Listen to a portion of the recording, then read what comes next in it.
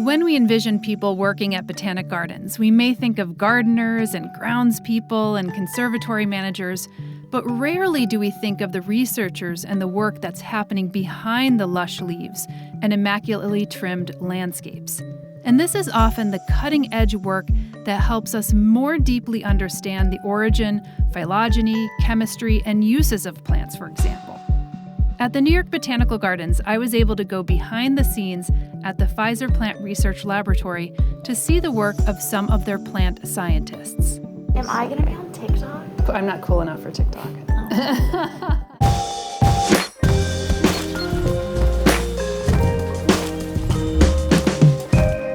I'm Leanne Christina Davidine. I'm a laboratory manager here at the New York Botanical Gardens Plant Research Laboratory.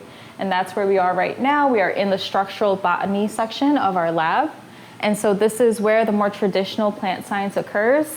This is the oldest form of plant science in which you look at the structures of plant parts. But it's still just as relevant today as it ever was. So we have all kinds of equipment in here, like this microtome that we use to prepare microscopic slides for study. So here's an example of an unfinished product. You would take plant tissue, embed them in this wax, place them in this microtome, and then chop away. Wow, that's so crazy. I never had seen wax before. Like, I had a little microscope growing up, but never seen it done this way, which is super cool. Yeah, and the product is cool because it kind of looks like, when it's not finished yet, lasagna. And then you eventually use this heated water bath to melt away the wax. You're left with just the leaf tissue on here. And then once you use various dyes to stain and make your tissue more apparent, you're left with something like this. And so Yes. You said this is the oldest part of this. Does it get more and more modern as we head down there? Yes, so our lab is a pretty open floor plan and it follows sort of a chronological order. And what I mean by that is we start with the most traditional, older form of botany, and then we progress as time goes on to newer forms of plant science like genetic research or molecular systematics. So here's kind of an extension of that, some of the work that has been produced and the ways that we preserve plants in different methods. So there are leaf clearings to look at the structure of plants. There's also these microscopic slides that have been cells or something. Yes, so this is how you can actually get it down to a cellular level. You can investigate even organelles of cells by using microscopic slides. And then what we might see in a bit too is scanning electron microscope images where you can see even smaller structures down to the size of a pollen grain. Is this like a cross-section of a fossil, or what is that? Yes, so these are plant tissue that have been preserved in fossils. So this is a chemical peel of a fossil. Wow. So you get a very thin layer. And you can kind of see that here as well. I see. Yeah, because my uncle collects meteorites, and he takes these really thin slices of them, kind of in a similar manner. I don't know if he uses chemical peels in that kind of way, but it reminds me a bit of that technique. Yes, it's very cool, all the different ways that we preserve the plants. So we can even do larger structures, like the bigger roots or fruit or flowers, and we put them in 70% ethanol, and this is called a spirit or a pickle collection. So this is a cycat, I can't read this. But this preserves the structure and the size of the plant part. It looks like some kind of female or part to a cycad. Right, yeah. Okay, so here you have quite a lot of pickled specimens. Yes, so here's a lot of cycad specimens that have been pulled from our pickle collections, and some of them are pretty old. This one is dating back to 1925. Wow. So this is all the cycad stuff that has been pulled. Yes. And there's various parts of it. So there's leaves, there's fruit, some of it is root tissue. So as we progress through the lab and we get to newer methods of science, we get to the genomics section. And basically throughout the lab, you just have more equipment that's suited to specific plant science techniques. So genomics focuses more on genes and the role that they play in plant development and their evolution. So what is responsible for a leaf developing a certain way? And what triggers that gene to be turned on or off? Why would plants develop in different ways? And how does that affect the way that they kind of separate lineages during evolution? So that's the bigger question that's posed here. And one of the organisms that we use most commonly in this portion of the lab are various ferns, because they're not really a model species like Arabidopsis. So we're trying to see the mechanisms inside of ferns and the way that they develop various things like sporangia, their leaves, and kind of get a better feel for evolution and development of these plants that were actually the first plants to really colonize Earth from water. So if you're thinking about flowering plants, those came a lot later. So you're trying to find like really the beginning evolution of a certain set of plants. So ironically, we study the plants very well. We know how to slice them and dice them and look at them under a scope, but they're pretty sad when we try to grow them. So we do have some specimens that we grow on site that are just ready to be plucked, and we extract RNA from, and we do various studies. You're like, I'm a plant scientist, not a gardener. Yeah, basically. So they're all kind of like this after a while, but we try to make do and keep at least some of it alive. Just enough for us to pluck them and slice them. Am I gonna be on TikTok? I'm not cool enough for TikTok. This is gonna be an A. purpurea gametophyte, which is gonna be like an earlier stage of the fern. But as you can see, I can focus the image and make it a little bit prettier. Because it's a little bit more 3D, I guess. Yeah, so the wonderful thing about this microscope is that there's going to be like Z stacking on it. So when we take a picture, the whole thing will be in focus. Yeah. Yeah, I used to do that with insects. Oh, That's wow. cool. That's pretty impressive. We were just taking pictures of some earlier. We're doing transformations, which is we're just doing like inserting genes and plasmids into these gametophytes and seeing how like that changes their growth and development patterns and everything like that. So these ones were kind of just like growing in our growth chamber just to see how they grow and evolve. It's like a little island. I know, aren't they so cute too? That's a really good one. How it's developed over time. So this one is today, and then previously it looked like that one a long time ago.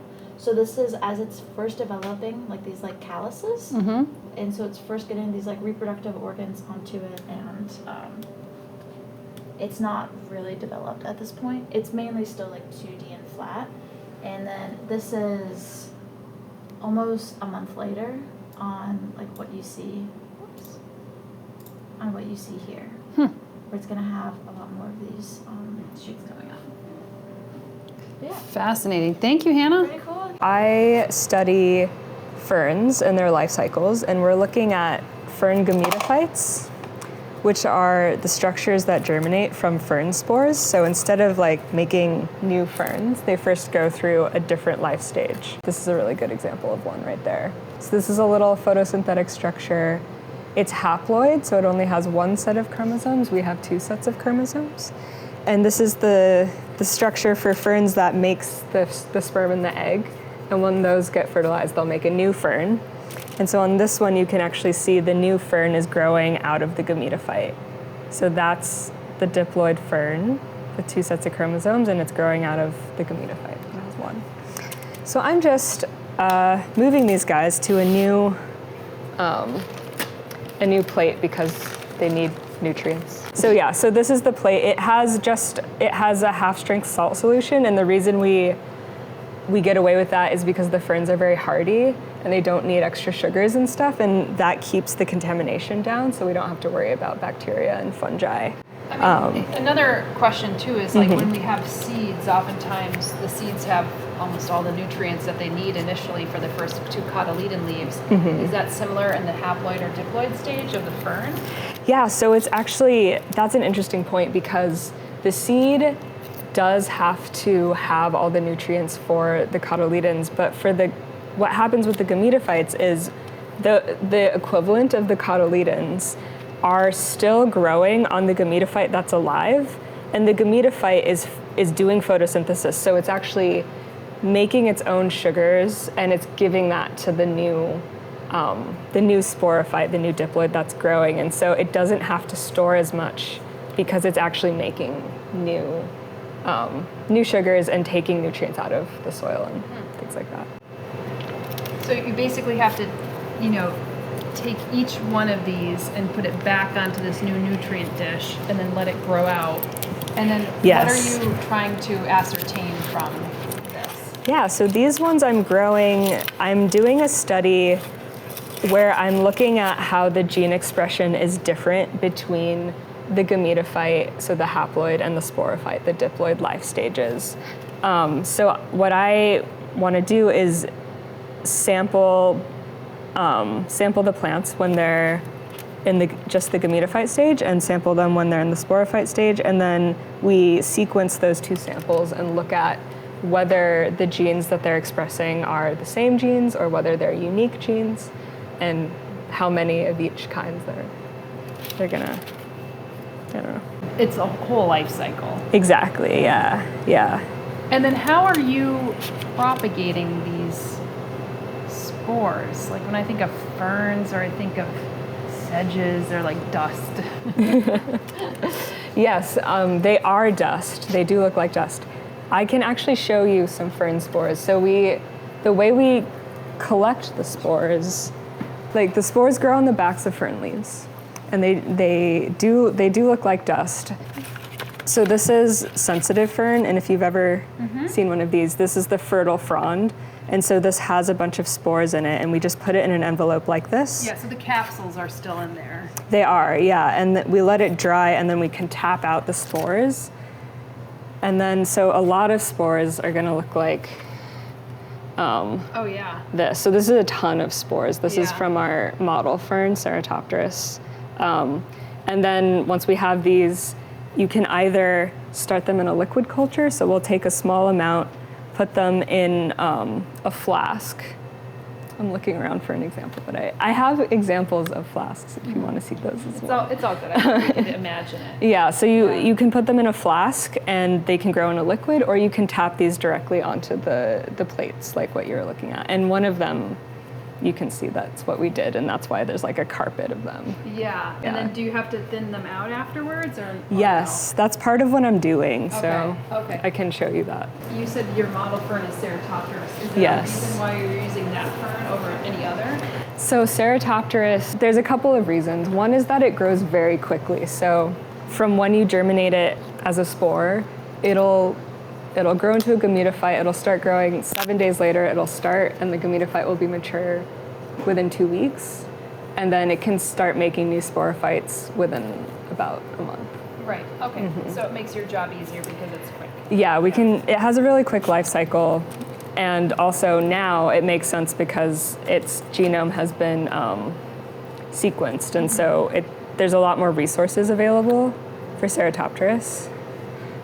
So it just makes sense to use it for a lot of like molecular genetic applications. But yeah, so if you want, this is an example of when you tap the spores out, it becomes very dense. Yeah. And so one thing I'm doing is I'll transfer these onto a new plate, and they'll be like this. Amazing. Yeah. Well, thank you so much for showing us a little You're bit of your work. welcome.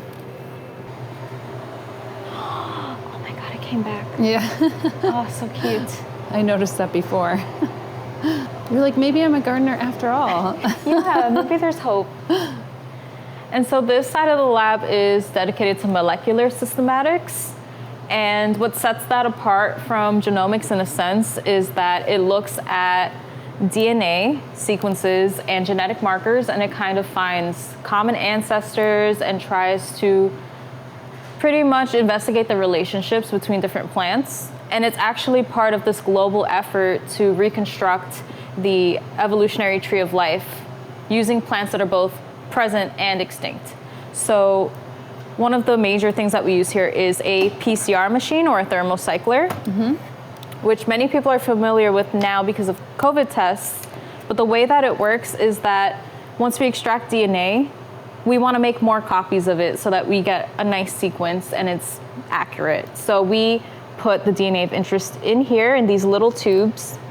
Then you put a recipe for making more DNA. So you put the nucleotide, ladder, rung pieces. You put primers, which is just short segments that match to pieces of those nucleotides. You put the polymerase that is going to help copy along the string of DNA. and you put other compounds like magnesium chloride that's needed for the backbone structure of DNA and bonding. So all of that goes in here, and you put your recipe in the oven or the thermocycler. This is a heat block that heats and cools to various temperatures. So once in here, It's just like a bread maker. Yeah, it's very much just like you're baking a cake, but it's DNA. So once you put it in here, DNA starts out like this, double-stranded, twisted around each other. Heat it up to 94 degrees, it denatures and splits apart. So each side has the nucleotides kind of hanging out. So then we cool the temperature down a bit. There's gonna be a primer, a very short segment, is gonna attach where it's complementary to on the DNA strand. And then we heat it up a little bit more. That polymerase is gonna start to work at the end of the primer and add nucleotides all along the way. So what happens is you start out with one, they split, you synthesize new strands on both sides, and then you end up with two.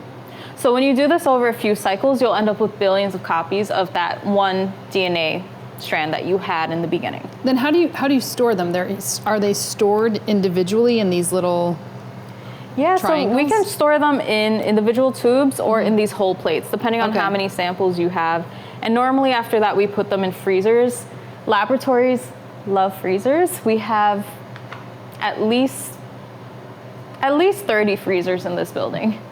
So a lot of them are minus 20-degree freezers, and that's standard for us keeping DNA specimens. I don't know. This is what a typical freezer looks like in our lab.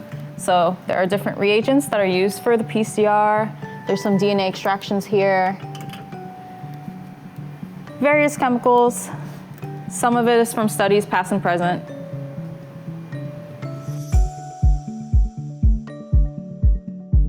So this is where the algae curator mostly works, because algae is kind of messy, it's aquatic.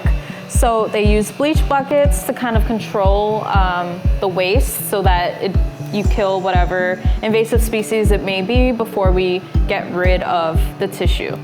So there's a lot of coolers in here because of course algae likes to be wet and cool.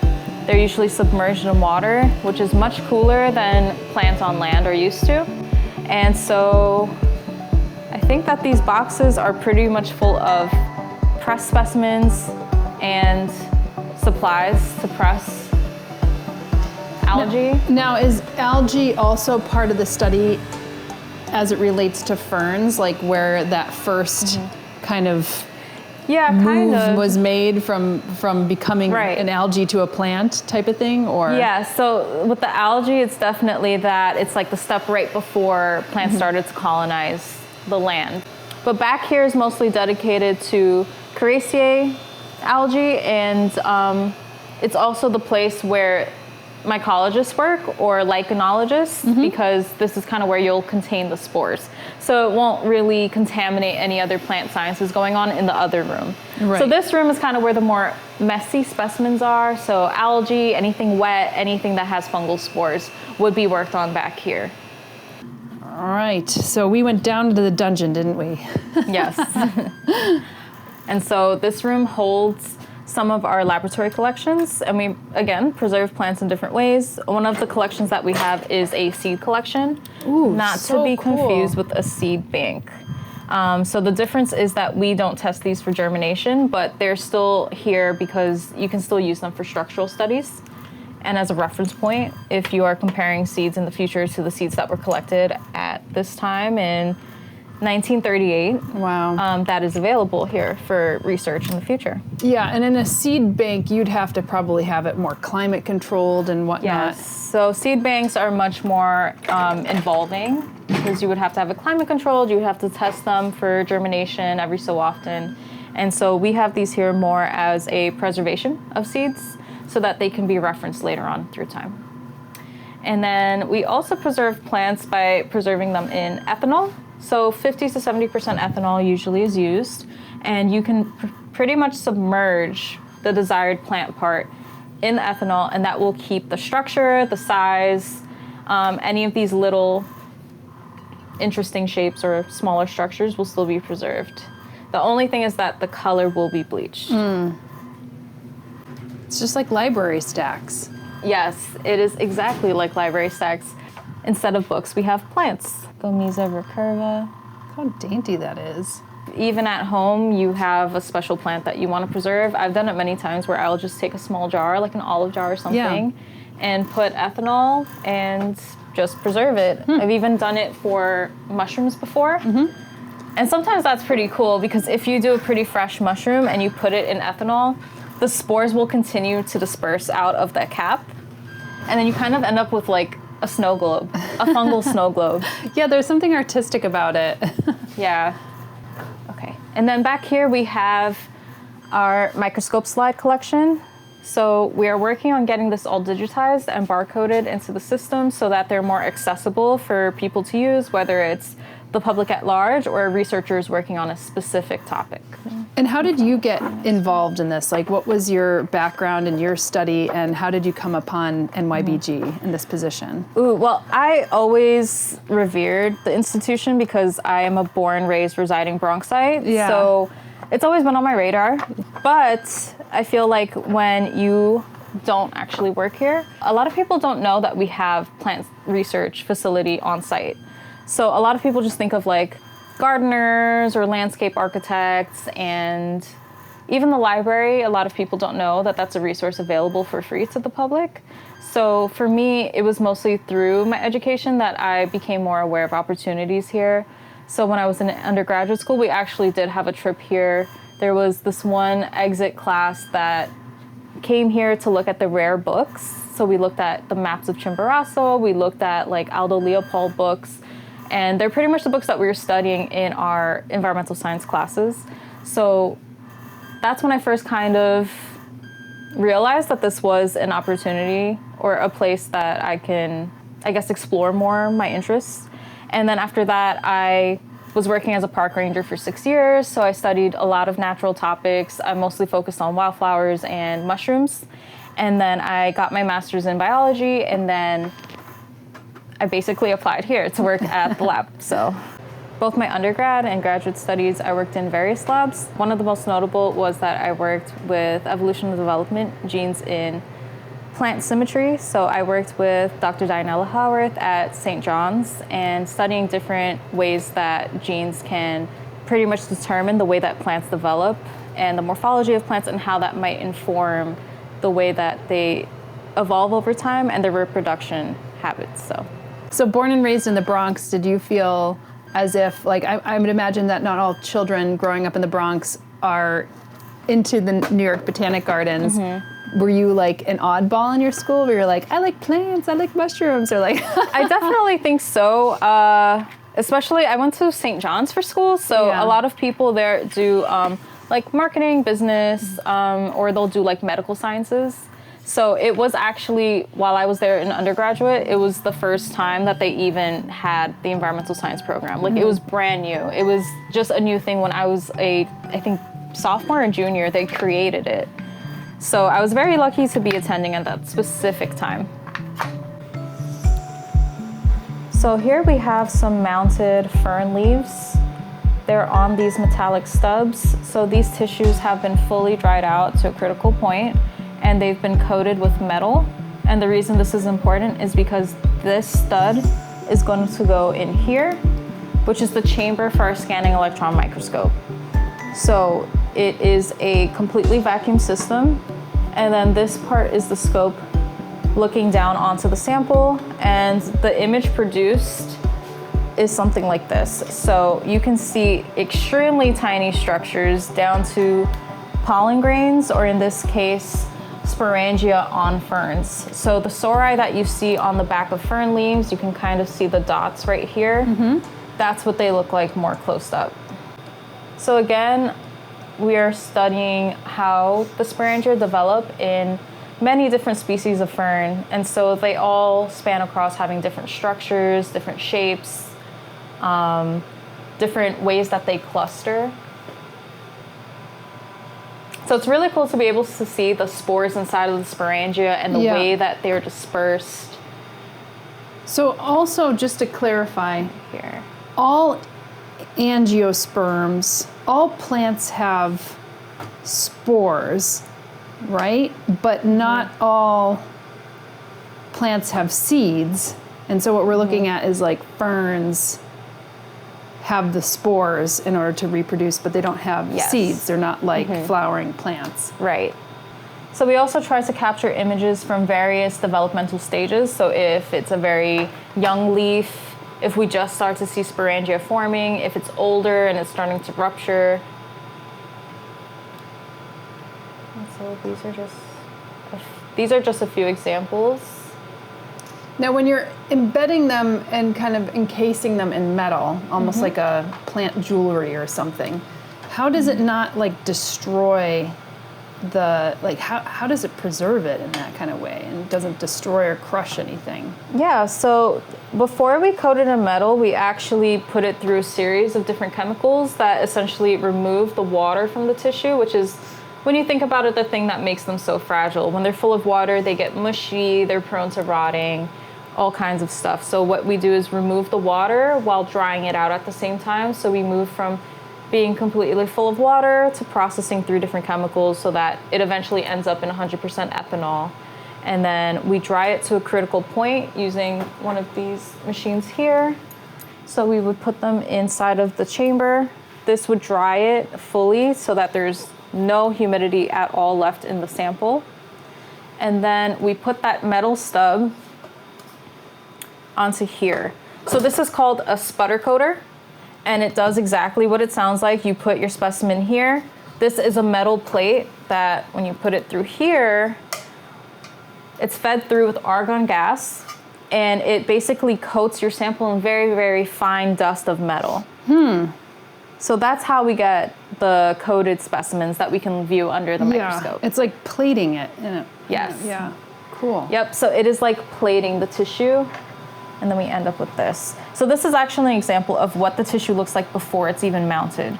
So we put in these little capsules and you put in the tissue processor, which will take it through various harsh chemicals so that you remove it from the water gently. If you did it all at once, it might rupture the tissues, cells might collapse, but when you do it that way and you put it through various chemicals first, through a gradient, it dries in a more gentle way. Do you have to use a specific kind of metal, like a non-reactive metal, or what are you using? They are pretty stable metals. I think that for the most part, when you use a sputter coater, there are 3 kinds. I think the most common is people use gold plates. The main ones are aluminum, gold, platinum, chromium, but I believe the one that we're using currently is platinum.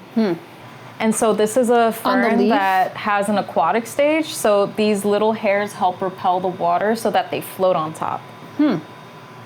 So when you're looking at this plant, the hairs are so tiny that you can't even really see it with the naked eye, but when it is zoomed to this extent in the scanning electron microscope, these are what the hairs look like, and you can even zoom further and see individual cells. Yeah, and they look like they are inflated. Yeah, so that of course helps a lot with the hydrophobic nature of these plants, and they're able to float on water and therefore get the sunlight that they need and photosynthesize. This is the original fun noodle. Yes. Your pool noodle. The pool noodles. Yeah. So this room full of freezers holds the rest of our laboratory collections. So the first of those collections are these DNA aliquots. So from plant tissues that have been collected, we can extract DNA and keep them in buffer. So these are all stored at -40 degrees Celsius. And the same way that we can find herbarium specimens on our online system, we have these barcoded as well, so they can be retrieved easily. So the benefit to having these DNA aliquots ready to go is that they're more readily available for downstream processes. So if you were ready to sequence and analyze that data, you wouldn't have to bother figuring out a DNA extraction protocol for that plant. Instead, it's already extracted and ready for the next steps in your project. So these are available for researchers that we collaborate with. We also have silica dried tissue samples. And so they're all arranged in these boxes that are barcoded, and they're in our online system. It's very organized. Yes, so the benefit is that if there was a researcher in a different country and they're working on a certain project and they said that they needed, what's this?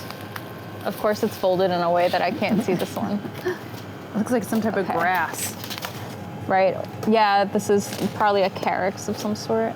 Okay, so the benefit of this is that if a researcher in a different country is working on Rubus canadensis, they would reach out to us and say, hey, I saw online, because this information is available on the website, that you have this sample available. I'm working on such and such project and I'd really love a sample of that tissue. I don't have access to it and I need to extract the DNA for my project. So they fill out a material transfer agreement form, we process the specimen, and we ship it out to the researcher.